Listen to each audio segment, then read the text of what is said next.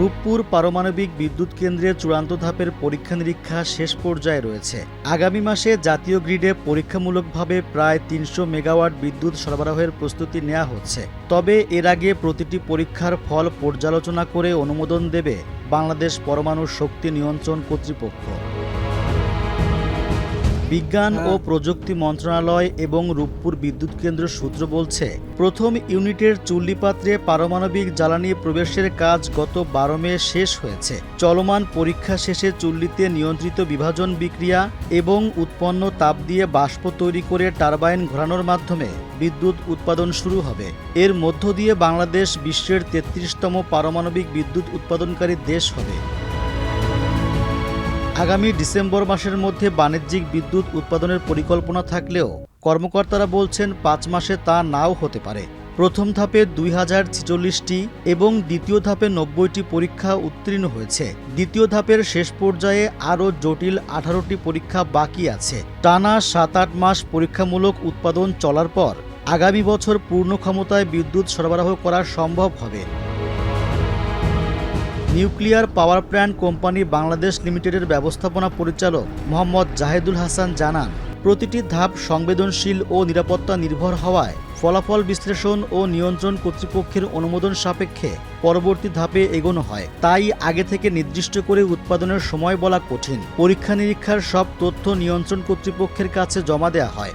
তারা পর্যালোচনা করছে। তাদের অনুমোদন পেলে শক্তি উৎপাদনের প্রক্রিয়া শুরু হবে। ১,২০০ মেগাওয়াটের ২টি ইউনিট নির্মাণ করছে রাশিয়ার ঠিকাদারি প্রতিষ্ঠান অ্যাটমোস্ট্রয় এক্সপোর্ট। প্রকল্পটি বাস্তবায়নে কাজ করছে বিজ্ঞান ও প্রযুক্তি মন্ত্রণালয়ের আওতাধীন পরমাণু শক্তি কমিশন।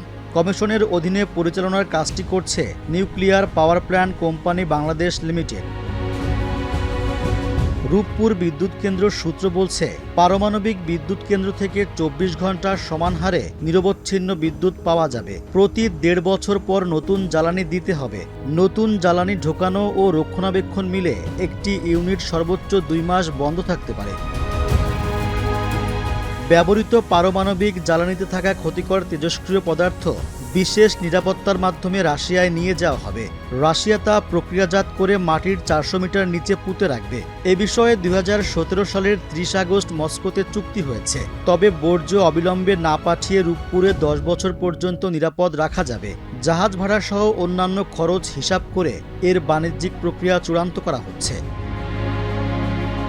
রূপপুরে উৎপাদিত প্রতি ইউনিট বিদ্যুতের দাম এখনও চূড়ান্ত হয়নি। পরীক্ষামূলক বিদ্যুৎ উৎপাদন শুরুর পর এটি চূড়ান্ত করে বিদ্যুৎ উন্নয়ন বোর্ডের সঙ্গে বিদ্যুৎ ক্রয় চুক্তি করা হবে। তবে বিদ্যুৎ কেন্দ্র সংশ্লিষ্ট ব্যক্তিরা বলছেন, পারমাণবিক বিদ্যুৎ কেন্দ্রের নির্মাণ খরচ বেশি হলেও জ্বালানির দাম কম হবে। দেশের অন্যান্য জ্বালানি থেকে উৎপাদিত বিদ্যুতের চেয়ে পারমাণবিক বিদ্যুতের দাম বেশি হবে না। পাওয়ার গ্রিডের ব্যবস্থাপনা পরিচালক আব্দুর রশিদ খান জানিয়েছেন, পারমাণবিক বিদ্যুৎ সরবরাহের ক্ষমতা নিয়ে গ্রিড পুরোপুরি প্রস্তুত। তবে রূপপুর বিদ্যুৎ কেন্দ্র ও পাওয়ার গ্রিড সূত্রে জানা গেছে, কোনো কারণে রূপপুর থেকে উৎপাদন বন্ধ হলে তাৎক্ষণিকভাবে গ্রিডের ঘাটতি পূরণে ব্যবহৃত অতিরিক্ত উৎপাদন ক্ষমতা বা স্পিনিং রিজার্ভ নিশ্চিত করা নিয়ে কিছুটা সমস্যা রয়েছে। গ্যাসের সংকটের কারণে পিডিবি এটি নিশ্চিত করতে পারছে না, যা না থাকলে গ্রিড বিপর্যয়ের শঙ্কা থাকে।